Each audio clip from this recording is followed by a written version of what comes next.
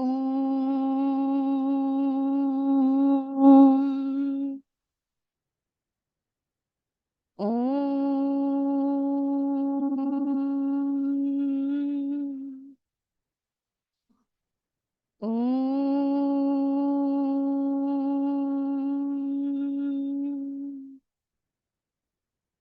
ఓం సహనా భవతు సహనౌ భునక్తు సహ వీర్యం కరవావహై తేజస్వినావధీతమస్తు మా విద్విషావహై. ఓం శాంతి శాంతి శాంతి. ఓం గురుర్బ్రహ్మా గురుర్విష్ణుః గురుర్దేవో మహేశ్వరः గురురేవ పరం బ్రహ్మ తస్మై శ్రీ గురవే నమః. ఓం పార్థాయ ప్రతిబోధితాం భగవతా నారాయణేన స్వయం వ్యాసేన గ్రథితాం పురాణమునినా मध्ये महाभारतम् अद्वैतामृतवर्षिणीं भगवतीम् अष्टादशाध्यायिनीम् अम्ब त्वामनुसन्दधामि भगवद्गीते भवद्वेषिणीम्. हरि ओम्. 9th చాప్టర్ రాజవిద్య రాజగుహ్య యోగం.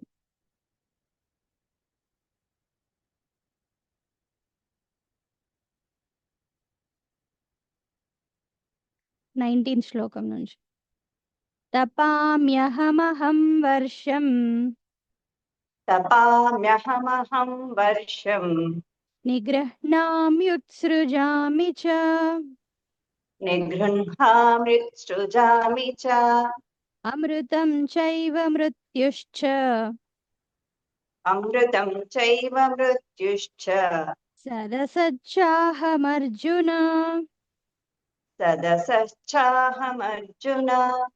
त्रैविद्या मां सोमपाः पूतपापाः त्रैविद्या मां सोमपाः पूतपापाः यज्ञैरिष्ट्वा स्वर्गतिं प्रार्थयन्ते यज्ञैरिष्ट्वा स्वर्गतिं प्रार्थयन्ते ते पुण्यमासाद्य सुरेन्द्रलोकम् ते पुण्यमासाद्य सुरेन्द्रलोकम् अश्नन्ति दिव्यान् दिविधेव भोगान् अश्नन्ति दिव्यान् दिवि देव भोगान् एतं भुङ्क्त्वा स्वर्गलोकं विशालम् ते तं भुक्त्वा स्वर्गलोकं विशालम् क्षीणे पुण्ये मर्त्यलोकं विशन्ति क्षीणे पुण्ये मर्त्यलोकं विशन्ति एवं त्रयी धर्ममनुप्रपन्नाः एवं त्रयी धर्ममनुप्रपन्नाः गतागतं कामकामा लभन्ते गतागतं कामकामा लभन्ते अनन्याश्चिन्तयन्तो माम् अनन्याः चिन्तयन्तो माम् ये जनाः पर्युपासते ये जनाः पर्युपासते तेषां नित्याभियुक्तानां तेषां नित्याभियुक्तानां योगक्षेमं वहाम्यहम्. योगक्षेमं वहाम्यहम्. సో మొన్న నిన్న జరిగిన క్లాస్లో ఏం చెప్తున్నారంటే త్రైవిద్యాహ ఎవరైతే ఈ విద్యను తెలుసుకున్నవారో విధమైన విద్యని అంటే యజ్ఞ యాగాలు చేస్తున్నప్పుడు దానికి కావాల్సిన పద్ధతి, దానికి సంబంధించిన మంత్రాలు, దానికి సంబంధించిన విధానాన్ని, ఆ జ్ఞానాన్ని తెలుసుకున్నారో తర్వాత సోమపాహ, సో సోమరసం ఎవరైతే తాగి ఉన్నారో వాళ్ళందరూ కూడా యజ్ఞ యాగాల ద్వారా వచ్చిన ప్రసాదం ఏదైతే ఉన్నారో అదంతా స్వీకరించిన వాళ్ళు ఆ కర్మల ఫలితంగా పైన స్వర్గలోకాలు ఏవైతే ఉన్నాయో వాటికి వెళ్ళే అవకాశం ఉంది. సో అవి కోరుకుంటారు వాళ్ళు. సో దానికోసం సాధన చేస్తారు. తర్వాత ఒక పాయింట్ ఆఫ్ టైంలో అక్కడ చేసుకున్న పుణ్యం కూడా అయిపోయిన తర్వాత క్షీణే పుణ్యే మళ్ళీ పుణ్యం అయిపోయిన తర్వాత మళ్ళీ మర్త్యలోకానికి మనుష్య లోకానికి వచ్చేసి ఇక్కడ వాళ్ళ వాళ్ళ కోరికల తీరుగా వాళ్ళ వాళ్ళ వాసనల తీరుగా ఇక్కడే జనన మరణ సంసారంలో ఇరుక్కొని పోతారు అనే విషయాన్ని చెప్తున్నారు. ఓకే. దాని తర్వాత మరి ఇప్పుడు ఇక్కడ అన్ని చెప్తున్నారు. ముందేమో ఆసుర ప్రకృతి, రాక్షస ప్రకృతిని ఆశ్రయించిన వాళ్ళు ఏం చేస్తారు? దైవీ ప్రకృతిని ఆశ్రయించిన వాళ్ళు ఏం చేస్తారు? దైవీ ప్రకృతిని ఆశ్రయించినా కూడా తాత్కాలిక ఫలితాలనే కోరుకుంటున్నారు. ఇక్కడ ఏదో సుఖం లభించాలని, పేరు ప్రతిష్టలు రావాలని, లేదా స్వర్గలోకంలో కంఫర్ట్స్ అనుభవించాలని కోరుకుంటున్నారు. బట్ నిజంగా ఇవన్నీ కోరుకొని బాగా ఆలోచిస్తే మన ఎనర్జీస్ని మనం వేస్ట్ చేసుకుంటున్నామని అనిపించాలి కూడా. ఓకే, అది మెయిన్ పాయింట్. అట్లాంటప్పుడు ఇవన్నిటి గురించి ఆలోచించకుండా నా మీద దృష్టి పెట్టి అనన్యమైన చింతనతో నా మీదే చింతిస్తూ అంటే నన్నే ఆరాధిస్తూ నన్నే తలుచుకుంటూ ఉంటే నీ యోగక్షేమాలను నేను చూస్తాను అనేది మొన్న చెప్పిన శ్లోకం. ఓకే, మళ్ళీ ఒకసారి అందరూ ఈ శ్లోకం అందరికీ బై హార్ట్ రావాలి. మన గీతా పంచామృతంలో కూడా వన్ ఆఫ్ ద శ్లోకం 5 సెలెక్టెడ్ శ్లోకాస్ ఉన్నాయి కదా, అందులో ఇది కూడా ఇంపార్టెంట్ సెలెక్టెడ్ శ్లోకం. సో మళ్ళీ ఒకసారి చదువుదాము. మీరు మీ ప్లేస్ నుంచి కూడా చదవండి. స్వప్న గారు చెప్పండి. అనన్యాశ్చింతయంతో మాం అనన్యా చింతయంతో మాం ఏ జనాః పర్యుపాసతే ఏ జనా పరిపాసతే తేషాం నిత్యాభియుక్తానాం తేషాం నిత్యాభియుక్తానాం యోగక్షేమం వహామ్యహం. యోగక్షేమం వహామ్యహం. ఇంకొకరు శాలిని గారు చెప్పండి. అనన్యాశ్చింతయంతో మాం. వాయిస్ రావట్లేదమ్మా, మీ వాయిస్ రావట్లేదు.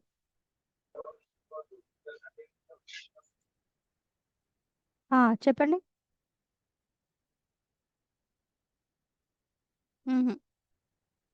వాయిస్ కనెక్షన్ లేనట్టుంది. పావని చెప్పు. అనన్యాశ్చింతయంతో మాం అనన్యాశ్చింతయంతో మాం ఏ జనాః పర్యుపాసతే ఏ జనాః పర్యుపాసతే తేషాం నిత్యాభియుక్తానాం తేషాం నిత్యాభియుక్తానాం యోగక్షేమం వహామ్యహం. యోగక్షేమం వహామ్యహం. రైట్. సో ఇది ఇంపార్టెంట్ శ్లోకం, అందరూ కూడా చూడకుండా నేర్చేసుకోండి. ఓకే, సో ఏం చెప్తున్నారు శ్రీకృష్ణుడు? అనన్యః, సో అనన్యమైన మనస్సుతో అంటే అన్యమైన ఆలోచన లేకుండా, అన్యమైన చింతన లేకుండా, అన్యమైన వాటికి ప్లేస్ ఇవ్వకుండా నన్నే ఎవరైతే తలుచుకుంటారో, ఉపాసిస్తారో, ఉపాసతే తిరిగి తిరిగి మళ్ళీ నన్నే ఉపాసిస్తారో, తేషాం వాళ్ళ యొక్క నిత్య యోగక్షేమాలు ఏవైతే ఉంటాయో అవన్నీ కూడా వహామి అహం, నేను వహిస్తాను, నేను భరిస్తాను అని ఒక చిన్న హామీ ఆయన స్వయంగా ఆయనే ఇస్తున్నాడు. ఓకే, సో ఇది ఇంపార్టెంట్. ఎందుకు అని అంటే ఇది నమ్మిన వాళ్ళకే ఇంపార్టెంట్, అందరికీ ఇంపార్టెంట్ ఎందుకు అనేది ఎక్స్ప్లెయిన్ చేయాల్సి వస్తుంది. కానీ నమ్మిన వాడికి అర్థమవుతుంది దీని విలువ ఏంటి అనేది. ఇంపార్టెంట్ అంటే స్టార్ మార్క్ పెట్టుకోవడానికి ఇంపార్టెంట్ కాదు. ఇంపార్టెంట్ అంటే దాని విలువ మనకు అర్థం అవుతుంటే అసలు ఇంత వాల్యూ ఉందా ఈ శ్లోకానికి, ఈ మాటకి. ఏదైనా సరే ఈ ప్రపంచంలో మనం ఒకరికి ఇస్తున్న మాట చాలా చాలా విలువైనది. ఒక మాట ఇచ్చాము అని అంటే మళ్ళీ దాన్ని మార్చడము, మ్యానిపులేట్ చేయడము, ట్విస్ట్ చేయడము, అది ఇటు దటు నేను అనలేదు అని చెప్పేసి మనం అది చేయడం మన వల్ల కానప్పుడు అది కాదు అని చెప్పేసి ఇవన్నీ కథలు చేస్తూ ఉంటారు జనాలు. బట్ ఆయన కాదు, ఆయన అట్లా కాదు, ఆయన జస్ట్ ఓపెన్ హామీ ఇచ్చేస్తున్నాడు. అందుకోసమే అంత ధైర్యంగా, అంత భగవంతుడు అంత ఇంట్రెస్ట్గా, అంత ప్రేమతో చెప్తున్నప్పుడు దాని విలువ అర్థం కావాలి అని అంటే మనం అది ఆచరించి చూడాలి. అప్పుడు అర్థమవుతుంది, ఆహా ఆయన అన్నదానికి పవర్ ఏంటి అని. ఓకే, ఏమన్నాడు ఇంతకీ? యోగక్షేమాలు నేను భరిస్తాను అని అన్నాడు. ఒకసారి మన జీవిత చరిత్ర తీసుకుంటే, మన బయోపిక్ మనమే చదువుకుంటే గనక, ఒక్కొక్కరు మీ మీ బయోపిక్ జీవిత చరిత్ర తీసుకొని ఇప్పటి వరకు మీ జీవిత చరిత్రకి ఏదో ఒక పేరు పెట్టుకోండి. మీకు నచ్చిన పేరు మీరే ఆలోచించుకోండి. కష్టజీవియా, లేకపోతే నష్టజీవియా, సుఖప్రాణియా, ఏదో ఒకటి పెట్టుకోండి మీ జీవిత చరిత్రకి, మీ బయోపిక్కి మీరే. అంతా తిప్పి ఒక రౌండ్ అంతా వేసుకోండి మీ కళ్ళ ముందు. ఏం చేస్తూ ఉన్నాము మొత్తం మన లైఫ్ అంతా అంటే యోగక్షేమాలు అని అంటున్నారు. యోగం అంటే ఏంటి, క్షేమం అంటే ఏంటి, అవి ఆయన ఎట్లా భరిస్తాడు, ఆయన భరించేదేంటి, మనం ఆయన గురించి ఆలోచిస్తూ ఉంటే ఆయన మన యోగక్షేమాలు చూస్తాడు అని చెప్పేసి. సో 2 విషయాలు అంటున్నారు. ఏదైతే మన దగ్గర లేదో అది సంపాదించుకోవడం. ఓకే, ఫర్ ఎగ్జాంపుల్ నా దగ్గర ఫోన్ లేదు, నేను కష్టపడి జాబ్ చేసి శాలరీ సంపాదించి updated version of mobile phone కొనుక్కుంటాను. ఇదంతా నేను పెడుతున్న ఎఫర్ట్. నేను ఒక ఐటెం కావాలనుకున్నాను, ఒక విషయం కావాలనుకున్నాను, దానికి నేను పెడుతున్న ఎఫర్ట్ ఏదైతే ఉందో ఇదంతా కూడా యోగం. ఓకే, మనకు లేని దాన్ని మనం సంపాదించుకునే స్థితి. సరే, సంపాదించుకున్నాను, మంచి అప్డేటెడ్ వర్షన్ ఫోన్ కొన్నాను, ఇప్పుడు దాన్ని ఏం చేస్తా, 24 అవర్స్ ఇట్లే పట్టుకొని ఉంటా. ఎక్కడైనా మర్చిపోయానేమో అని అనిపిస్తే ఒక్క సెకండ్ హార్ట్ బీట్ ఆగిపోతుంది. ఒక్కోసారి ఈ మధ్య సడన్ స్ట్రోక్స్ వస్తున్నాయట. ఎందుకు అని అంటే సడన్ గా వాళ్ళు అనుకుంటారు నా ఫోన్ పోయింది లేదా నా ఫోన్ కింద పడింది అనుకుంటే కూడా చాలు హార్ట్ బీట్ ఒకటి ఆగిపోతుంది, స్కిప్ అవుతుంది ఒక బీట్. అంత టెన్షన్ అన్నమాట. నిజంగా మనం మంచం మించి కింద పడినా కూడా టెన్షన్ అవ్వదు, కానీ ఫోన్ కింద పడితే ఆ ఒక బీట్ స్కిప్ అవుతుంది. ఎందుకు, కాపాడుకోవాలి కాపాడుకోవాలి కాపాడుకోవాలనే తాపత్రయం. సో దాన్ని క్షేమంగా భద్రంగా చూసుకోవాలి.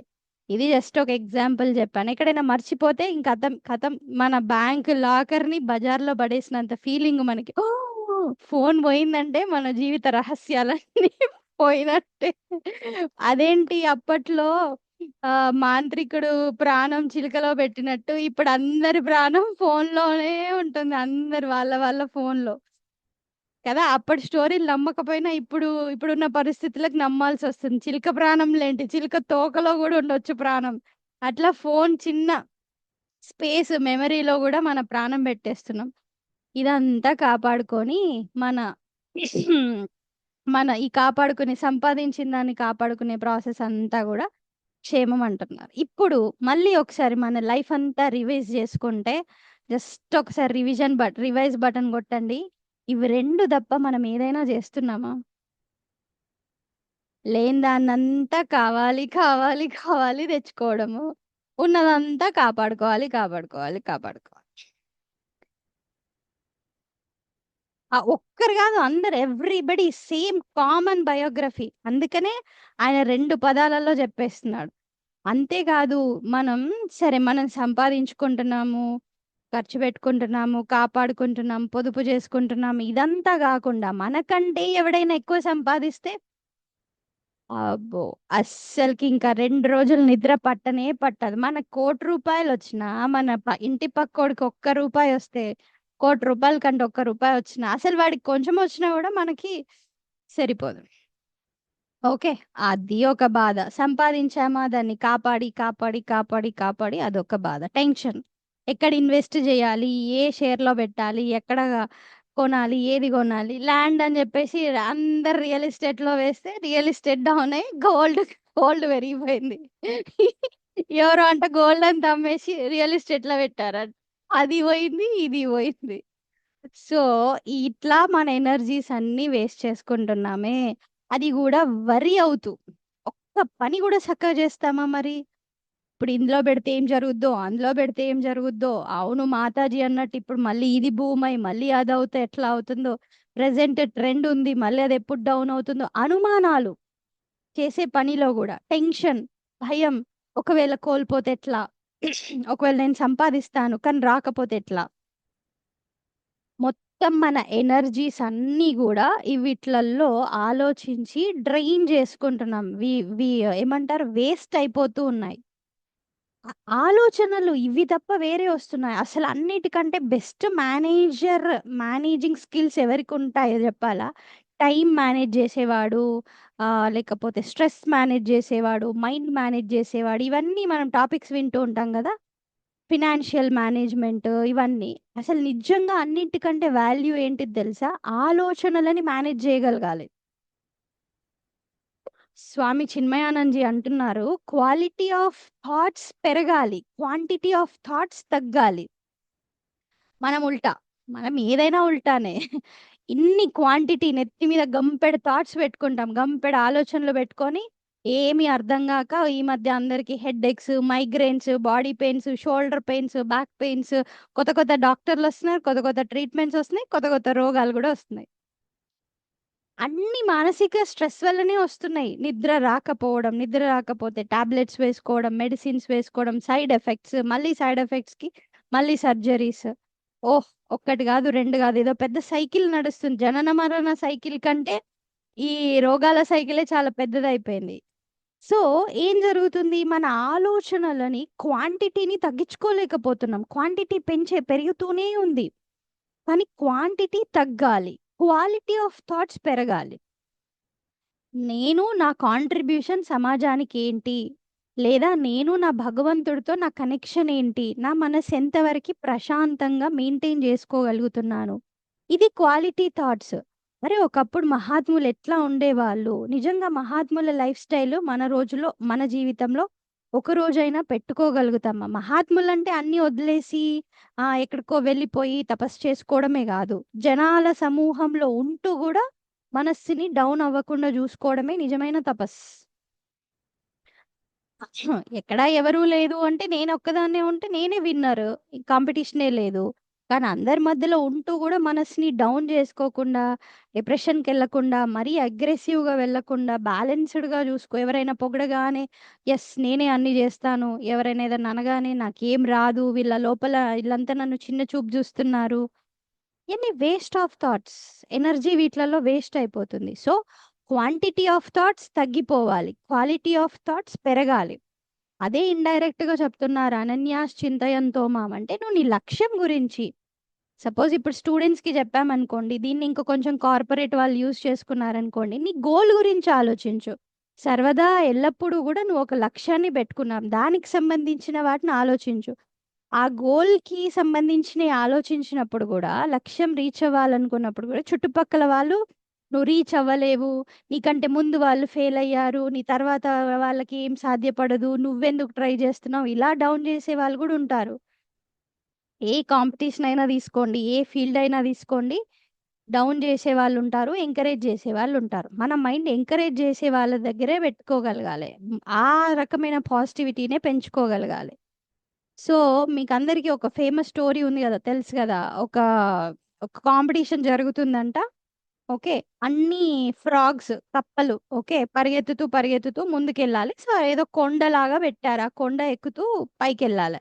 సో చుట్టుపక్కల క్రౌడ్ అంతా కూడా అరుస్తున్నారంట. ఓకే, ఏమని, వేస్ట్, మీరు ఎక్కలేరు, జారిపోతారు, కింద పడతారు, దెబ్బలు తాకుతాయి, అవి ఇవి అని చెప్పేసి. సో అన్ని కప్పలు ఎక్కుతూ ట్రై చేస్తున్నాయి, కానీ అవన్నీ విని అవన్నీ ఆగిపోతున్నాయి, పడిపోతున్నాయి. కొన్నేమో ఇంకేంది ఏం ఎక్కలేం కదా, వాళ్ళందరూ కూడా ఏదో సగం దూరం ఎక్కేసి కింద పడిపోతారని అక్కడే ఆగిపోయారు. కానీ ఒక కప్ప మాత్రం ముందుకెళ్ళిపోతూ ఉందంట. అందరు అరుస్తున్నారు అరుస్తున్నారు, వేస్ట్, నువ్వు పడిపోతావు, పైనుంచి దూకుతావు, అది ఇది, పైన ఏం బాగాలేదు, పైనకొచ్చి వేస్ట్, అది ఇది అని. అది మాత్రం పైకి ఎక్కేసింది. ఆ పైనకెళ్ళి ఆ జెండా లాబట్టి విన్నర్ జెండా లాబట్టేసింది. ఓకే, సో ఏమైంది, దాన్ని ఇంటర్వ్యూ తీసుకుంటున్నారు, అందరు టీవీ ఛానల్స్ వచ్చి ఇంటర్వ్యూ తీసుకుంటున్నారు. ఏమైంది ఏమైంది, ఇక్కడ చుట్టుపక్కల వాళ్ళంతా నెగిటివ్ కమెంట్స్ పాస్ చేస్తున్నారు, ఎక్కలేరు అని అంటున్నారు, సాధ్యపడదు అంటున్నారు, మీరు ఎట్లా ఎక్కారు అని అంటే, అది అప్పుడు చెవిటి మిషన్ ఆన్ చేసుకొని ఏంటి అని అడిగింది అన్నట్టు. ఇంతసేపు ఏమైంది అంటే, నాకు చెవుడు ఏం వినబడలేదు. సో చుట్టుపక్కల నెగటివిటీని క్లోజ్ చేయగలగాలి. చెవిటి కప్ప కాబట్టి వాళ్ళ నెగటివిటీ ఏం విని రాలేదు, దాని లక్ష్యం మీద ఫోకస్ పెట్టి అది ముందుకెళ్ళిపోయింది. మనం మన మీద, మన పొటెన్షియల్స్ మీద నమ్మకం పక్కన పెట్టి వాళ్ళు ఏం చెప్తున్నారు, వీళ్ళు ఏం చెప్తున్నారు, వీళ్ళు సాధ్యమైందంటారా, సాధ్యం కాదంట అంచనా వేసుకోవాలి మన పొటెన్షియల్స్ని. మరీ బ్లైండ్గా వెళ్ళమని చెప్పట్లేదు, బట్ లక్ష్యం మన క్లారిటీ ఉన్నప్పుడు పొటెన్షియల్స్ లేదు అంటే పెంచుకోగలగాలి. పెంచుకొని ముందుకెళ్ళగలగాలి. అంతేగాని ఎలాగూ నష్టమే జరుగుతుందండి అని జెప్పేసి ముందే నీరసించడం గాదు. అందుకే ఇక్కడ అనన్యాశ్చింతయంతో అంటే పాజిటివ్‌కి సంబంధించింది, భగవంతుడికి సంబంధించింది, గొప్ప విషయానికి సంబంధించింది తప్ప అన్యమైన విషయాల్ని నువ్వు చింతించకు. నా గురించే ఆలోచించు అంటే ముందు శ్లోకాలలో చెప్పిన తత్వం ఏదైతే ఉందో అది. ఓకే. ఇంకా మనకు ప్రాక్టికల్‌గా అర్థం జేసుకోవాలి అంటే మనకో లక్ష్యం ఉంది. మనం హ్యాపీగా ఉండాలి. విలువలతో కూడుకున్న జీవితాన్ని జీవించాలి. 10 మందికి ఉపయోగపడాలి అని అనుకున్నాం. చుట్టుపక్కల వాళ్ళు 10 మంది మాటలంటే, ఎందుకండి దాన ధర్మాలు వేస్టు, ఇవన్నీ విని వేస్టు, మంచి జరుగుద్దా ఏమన్నా అనంటే అవి పట్టించుకోవాల్సిన అవసరం లేదు. అలాంటి వాటికి మనసులో చోటు ఇవ్వకపోయినప్పుడు యోగక్షేమం వహామ్యహం. నేను నీకేది మంచో ఏది అవసరమో నేను తీసుకొచ్చిస్తాను అని అంటున్నాడు. సో, ఆహ్, మనకి ఒకసారి యుద్ధం అవుతూ ఉంది. ఓకే. యుద్ధం అవుతున్నప్పుడు కొద్ది రోజులయింది యుద్ధం మొదలై. మహాభారత యుద్ధం. సో, దుర్యోధనుడికి చాలా విసుగొచ్చిందనమాట. ఏంది ఇన్ని రోజులైంది ఇంకా పాండవులను మనం చంపేయలేకపోతున్నాము. ఇటు సైడ్ భీష్మ పితామహుడు వీళ్ళందరూ ఉన్నారు అని జెప్పేసి చిరాకొచ్చి అందరిపైకి అరిచాడు వాడు. ఏంటి పాండవులను ఇంకా చంపరా అది ఇది అని చెప్తే ఆ దాంట్లో ఆ స్పీడ్‌లో భీష్మ పితామహుడు శపథం చేస్తాడు. నేను రేపు పొద్దున అర్జునుడిని చంపేస్తాను అని చెప్పేసి. దానికి యుద్ధ క్షేత్రమంతా కూడా వణికిపోతారు. ఈవెన్ దుర్యోధనులు కూడా వీళ్ళు కూడా భయపడతారు. ఓహ్! రేపు నిజంగానే చంపేస్తాడు అని చెప్పేసి. గట్టిగా ఆయన శపథం చేస్తాడు భీష్ముడు. ఓకే. దాని తరువాత రాత్రయితే యుద్ధం ఆపేస్తారు గదా!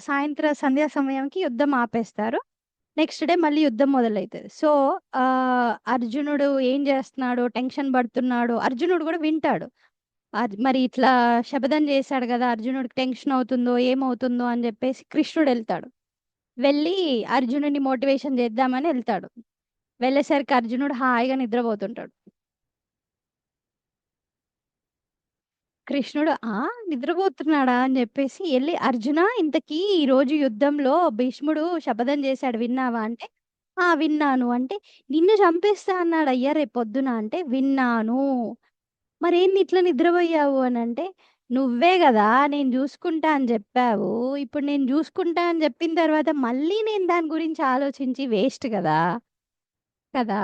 అందుకోసం అని జెప్పేసి నీ మీద నమ్మకంతోటి నేను హాయిగా ఉన్నాను."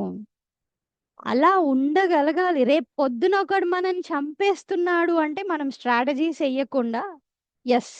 ఆయన ఒక మాట ఇచ్చాడు. ఆ నమ్మకాన్ని మన మనసులో 100% నింపుకోగలగాలి. అనుమానం ఉందా? మనం ప్లాన్ స్టార్ట్ పెడతాం. ఇంతకీ కొందరికుంటాయి గదా! Plan A, plan B, alternate plans ఇది ఫెయిల్ అయితే అది ఫెయిల్ అయితే ఇది. ఒకవేళ కృష్ణుడు మనల్ని కాపాడకపోతే మనమే కృష్ణుడే కాపాడకపోతే ఇంక నిన్ను నువ్వు కాపాడుకుంటావా? నీకంత సీన్ ఉందా? లేదు. కాపాడాలనుకుంటే ఆయన కాపాడతాడు అంతే. ఆయనే చెప్పిండు కాపాడుతాను. నా మీదే చింతన పెట్టు. నా మీదే ఆలోచన పెట్టు అని. అయిపోయింది. హాయిగా పడుకున్నాడు. సో, ఆ క్లారిటీ ఉన్నప్పుడు, ఆ కాన్ఫిడెన్స్ ఉన్నప్పుడు, అంతా భక్తి ఉన్నప్పుడు నిజంగానే మనకు కావాల్సినయి ఆయన ఇస్తాడు. మన దగ్గరున్న వాటిని ఆయన కాపాడతాడు. ఇయన్నీ స్టోరీలు వినడానికి బావుంటాయి గానీ, ఒకసారి జీవితంలో ఏదో ఒక విషయంలో అనుభవించి జూడండి. అద్భుతంగా ఉంటుందింక. మన జీవితంలో నిజంగా మనల్ని భగవంతుడు కాపాడుతూనే వచ్చాడు. కానీ మన దృష్టి దాని మీద లేదు. కొన్నిసార్లు మనం మన చేతిలో లేవనుకున్న విషయాల్ని ఆయన ఇచ్చాడు మనకి. చేయి జారిపోయిందనుకున్న విషయాల్ని మనకిచ్చాడు. బట్ మనం ఆయన ఇస్తున్నాడనేది గ్రహించట్లేదు. నేనే ఎఫర్ట్ పెట్టి, నేను కష్టపడితే వచ్చింది అని అనుకుంటున్నాం. కొన్ని మ్యాజిక్స్ జరుగుతాయి. వండర్స్ జరుగుతాయి మన జీవితంలో. అయి గమనించుకోం మనం. అంత ఎనర్జీ వేస్ట్ చేసుకునే దాని మీదనే మనస్సు పెడుతున్నాం. సెకండ్ థింగ్ ఇంకొకటేం జెప్తున్నారు అనంటే, "నువ్వు నన్ను ఉపాసించు, నన్ను ఆశ్రయించు, నన్ను ఆరాధించు." ఎలా ఆరాధించు? ఏ చింతన లేకుండా, వరీ లేకుండా ఆరాధించు. మనం నిజంగా వర్రీ అవుతున్నామా? వర్షిప్ జేస్తున్నామా? దేవుడిని వర్షిప్ జేయడానికెళ్తున్నాము. కానీ సగమంతా వర్రీతోటే వెళ్తున్నాం. అది ప్రార్థించేటప్పుడు గూడా టెన్షనే మనకి. అయితదో కాదో, ఇట్లా జేస్తామో, అట్లా జేస్తాం.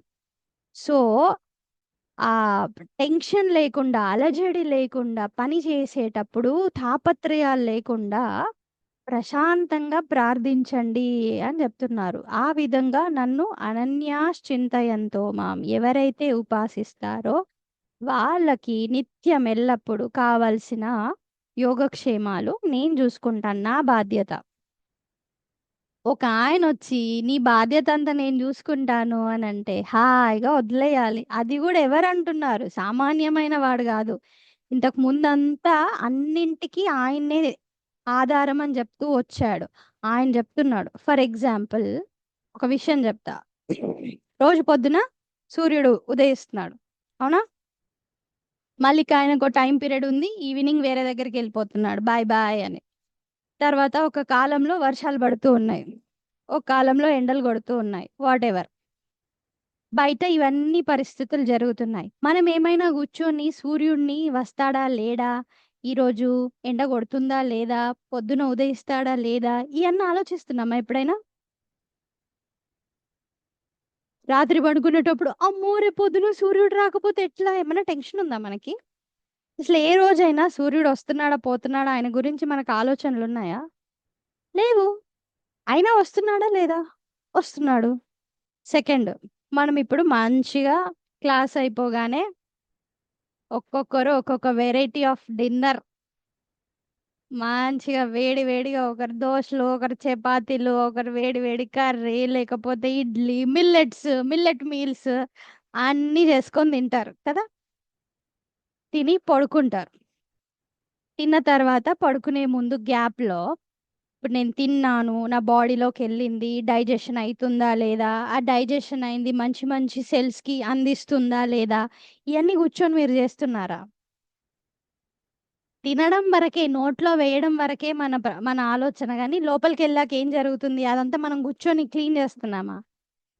అవన్నీ ఆలోచిస్తున్నామా కనీసం? ఓ ఇది కరెక్ట్ డబ్బాలోకి వెళ్ళిందా లేదా, కింద డైజెషన్లోకి నుంచి కింద ఎక్స్క్రీషన్లోకి వెళ్ళిందా లేదా? ఏం లేదు. మళ్ళీ పొద్దున అయిన తర్వాత దాని పని అదే చేసుకుంటుంది. అదేమన్నా చేస్తున్నామా మనం?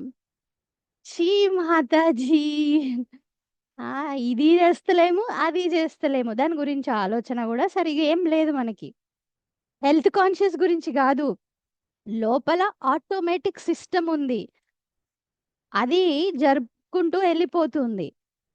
మనం బయట జరిగే వాటి గురించి ఆలోచిస్తలేము. లోపల మన బాడీలో జరిగే వాటి గురించి ఆలోచిస్తలేం. అయినా అవి జరుగుతున్నాయా లేదా? యెస్, జరుగుతున్నాయి. ఒకవేళ ఎవరైనా కూర్చొని ఒక అర్ధగంట సేపు అట్లే కూర్చున్నారనుకోండి. ఏం చేస్తున్నావంటే, "ఏం లేదు డైజెషన్ చేస్తున్నా" అని అంటే ఏమంటారు? లేదు లేదు ఎక్స్‌క్రీషన్ చేస్తున్నా, ప్రాసెస్ చేస్తున్నా. నీ మొహం, నువ్వు ఆలోచించినా, ఆలోచించకున్నా అవన్నీ జరుగుతాయి కదా! Minimum common sense. నువ్వు కూర్చొని రేపు పొద్దున సూర్యుడొస్తాడా లేదా అని చెప్పి టెన్షన్ పడి, హెడ్‌ఏక్ తెచ్చుకొని, సూర్యుడా రేపు పొద్దున వస్తావా లేదా అని ఆలోచించినా కూడా ఏమన్నా ఫరక్ పడుతుందా? కదా!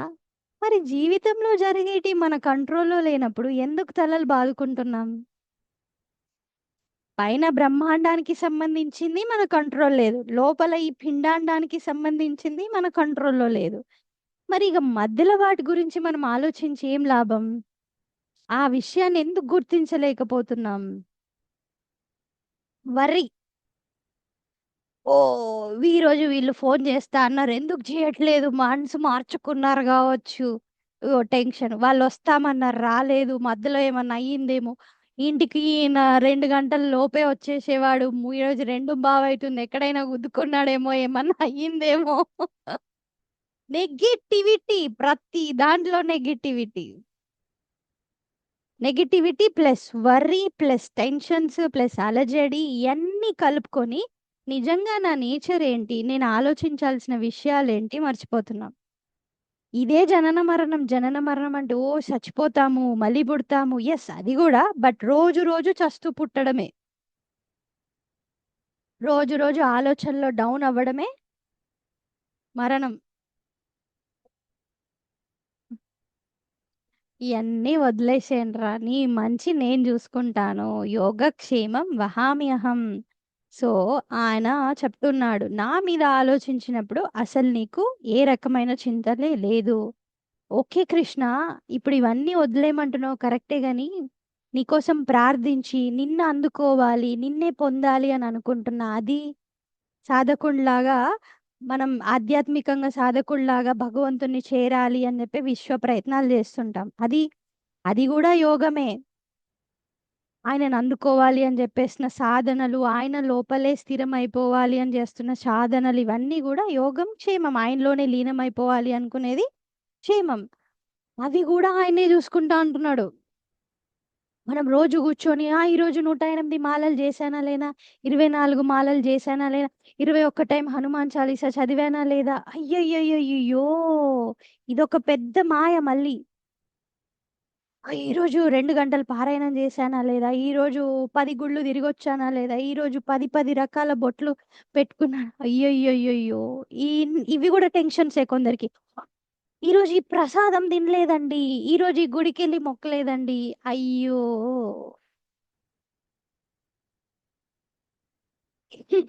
ఏమైనా గట్టిగా చెప్తే నన్ను తిట్టుకుంటారేమో గాని నిజంగా చెప్తున్నాను. బయట క్రియలు మన సెల్ఫ్ డిసిప్లిన్ కోసం, బయట కొన్ని పూజలు గాని, కార్యక్రమాలు, పారాయణం, జపం, ధ్యానం, ఇవన్నీ మన మన సెల్ఫ్ డిసిప్లిన్ కోసం. లైఫ్ డిసిప్లిన్‌గా ఉండాలి. ఎందుకంటే మైండ్ టక్కుమని ఎప్పుడు పడిపోతదో తెలీదు. కానీ ఆ బయట చేసే క్రియలే నిజం అనుకోని వెనకాల అంతర్గతంగా మనస్సు క్లీన్ అవ్వకపోతే, మనస్సు శుద్ధం అవ్వకపోతే, శుద్ధమైన మనస్సులో ఆ చైతన్య శక్తి గోచరించకపోతే అయి జస్ట్ ఒక మెకానికల్ థింగ్సే. ఇప్పుడు నేను ఇల్లు ఊడ్చినా సేమే, జపం చేసుకున్నా సేమే. నా మనస్సు అక్కడ నిలకడగా లేకపోతే అట్లెట్లా అవుతుందండి? యెస్, వర్క్ లాగానే అవుతది. అది ఎట్లా నెక్స్ట్ శ్లోకాలలో చెప్తూ ఉన్నాడు. ఓకే, జస్ట్ చేసే పనిని బట్టి, లైక్ ఫర్ ఎగ్జాంపుల్ డాక్టర్ ఉన్నాడు. ఓకే, ఒక దొంగ ఉన్నాడు. ఓకే, మర్డరర్, క్రిమినల్ ఉన్నాడు. వాడి దగ్గర ఒక కత్తి ఉంటుంది, వీడి దగ్గర ఒక కత్తి ఉంటుంది. క్రిమినల్ దగ్గర ఒక చాకు, నైఫ్, ఇట్లాంటి హార్మ్ఫుల్ థింగ్స్ ఉంటాయి. డాక్టర్ దగ్గర కూడా ఉంటాయి ఇట్లాంటివి. డాక్టర్ కట్ చేస్తాడు, క్రిమినల్ పొడి చేస్తాడు, డాక్టర్ కూడా పొడి చేస్తాడు. మరి దాంట్లో ఏముంది తేడా? మనస్సులో ఉన్న ఇంటెన్షన్స్. క్రిమినల్ మనల్ని చంపడానికి చేస్తున్నాడు, డాక్టర్ మనల్ని బతకడానికి పొడుస్తున్నాడు. సో నువ్వు ఏ భావంతో చేస్తున్నావు అనేది ఇంపార్టెంట్ కదా. అదే కదా మనం కర్మయోగంలో మొత్తం తెలుసుకుంటూ వచ్చాము. ఏ ఇంటెన్షన్ అనేది ఇంపార్టెంట్. సో ఇక్కడ కూడా ఏ పని చేస్తున్నావు అనేది కాదు, ఎంత నీ మనస్సు భగవంతుని ధ్యాసలో ఉంటుంది, ఆర్ పరమాత్మ ధ్యాసలో ఉంటుంది, ఆర్ నీ లక్ష్య సాధనలో ఉంటుంది. దట్టు అది కూడా చింతించకుండా హాయిగా, ప్రశాంతంగా, నిశ్చలంగా. అయ్యో అర్ధగంటనే సమయం ఉంది, 13 మాలలు తిప్పాలి, వై దిస్ టెన్షన్? ఎంత తిప్పుతావో అంతే తిప్పు. తిప్పి తిప్పి తిప్పి ఏళ్ళు అరిగిపోతున్నాయి, జపమాలలు అరిగిపోతున్నాయి తప్ప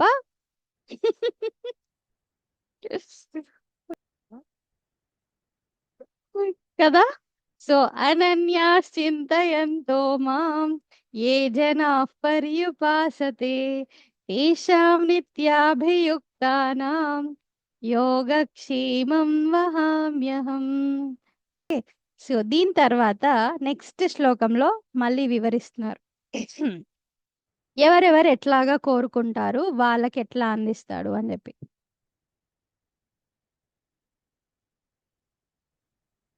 ఏప్యన్య దేవతా భక్తాః ఏప్యన్యదేవతా భక్తాః యజంతే శ్రద్ధయాన్వితాః యజంతే శ్రద్ధయాన్వితాః ఏపి మామేవ కౌంతేయ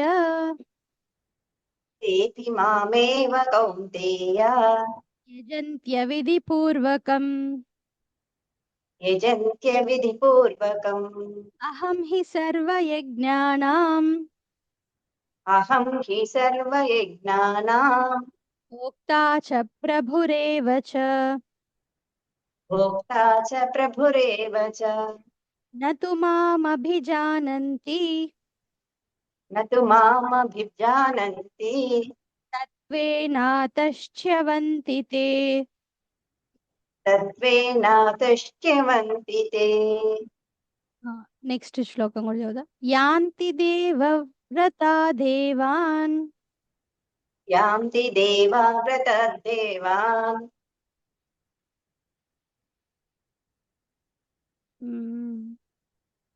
పితॄన్ యాంతి పితృవ్రతాః పితృయాంతి పితృవ్రతాః భూతాని యాంతి భూతేజ్యాః భూతాని యాంతి భూతేజ్యాః యాంతి మధ్యాజినోపి మాం. యాంతి మధ్యాజినోపి మాం. సో వీటిలో చెప్తున్నారు ఏమని అంటే ఎవరైతే అన్యదేవతాః. సో ఇక్కడ ఫస్ట్ ఏం చెప్పారు, నేను నేను అనేది ముందు శ్లోకాలంతా ఎక్స్ప్లెయిన్ చేశాడు. సో అలాగా ఉన్న నన్ను ఆశ్రయించినప్పుడు ఇవన్నీ నేను చూసుకుంటాను. కానీ కొంతమంది ఏం చేస్తారు, అన్యదేవతాః, వాళ్ళు వేరే వేరే దేవతలను కూడా ఆశ్రయిస్తారు. సో హైయెస్ట్ ఆల్మైటీ పవర్ ఉన్న భగవంతుని ఆశ్రయించినప్పుడు ఆయన కర్మఫలదాత, ఆబ్వియస్లీ ఆయన మనకి ఎప్పుడేది ఇవ్వాలో తీసుకొస్తాడు. కానీ కొంతమంది వాళ్ళ కోరికలకి సరిపడా ఇతర దేవతలని ప్రార్థిస్తూ ఉంటారు శ్రద్ధతోనే. యజంతే శ్రద్ధయాన్వితాః, శ్రద్ధతో ప్రార్థించినప్పుడు అప్పుడు ఏమవుతుంది, వాళ్ళు ఒక ప్రాసెస్ని ఏదో ఒక దాన్ని పట్టుకొని ఆరాధిస్తూ ఉంటారు. కానీ ఎవరినో ఆరాధించినా కూడా ఇండైరెక్ట్ గా నన్ను ఆరాధించినట్టే. ఎందుకు, ఆ డీటీలో నుంచి కూడా శక్తినిచ్చేది నేనే. ఫర్ ఎగ్జాంపుల్ ఇప్పుడు ఒక్కొక్క దానికి కొన్ని గ్రహాలు అధిపతి ఉంటాయి కదా, మనస్సుకి ఒక గ్రహం, అట్లాగా నవగ్రహాలని అవని ఇవని ఒక్కొక్క పరిస్థితికి ఒక్కొక్క అధిపతి దేవతలను పెట్టాడు భగవంతుడు. సో వాళ్ళని ఆరాధించినప్పుడు గ్రామ దేవతలు కానీ ఏవైనా ఒక చిన్న దేవతలు ఉంటారు, వాళ్ళు ఈ కోరికలు మనం కోరుకుంటే వాళ్ళవి తీరుస్తుంటారు అని చెప్పేసి తాత్కాలికంగా ఉంటాయి. సో వాళ్ళు అవే నిజం అనుకొని నమ్మి వాళ్ళని ఆరాధిస్తుంటారు. కానీ యాక్చువల్గా ఆ డేటీలో నుంచి శక్తి ఇచ్చేది కూడా నేనే. అండ్ అహం హి సర్వయజ్ఞానం భోక్తాచ ప్రభురేవచ, నేనే యజ్ఞాలన్నింటికి అధిపతిని, భోక్తని, అధిపతిని. అందువల్లనే ఈ విషయం తెలియని వాళ్ళు మళ్ళీ మళ్ళీ చ్యవంతి అంటే పడిపోతున్నారు. ఎక్కడ పడిపోతున్నారు, మరణంలోకి ఆర్ జనన మరణ చక్రంలోకి పడిపోతున్నారు.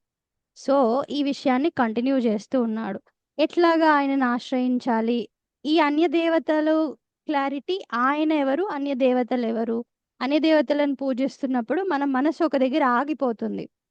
ఇప్పుడు నాకేమైనా హెల్త్ కావాలంటే ఒక డైటీ, పెళ్లి కావాలంటే ఒక డైటీ, పిల్లలు పుట్టాలంటే ఒక డైటీ, చిన్న పనులకి మనం అట్లా డివైడ్ చేసేస్తున్నాం.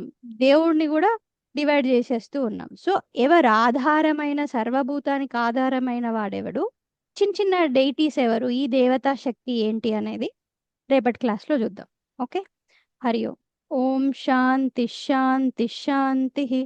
హరి ఓం. శ్రీ గురుభ్యో నమః. హరి ఓం.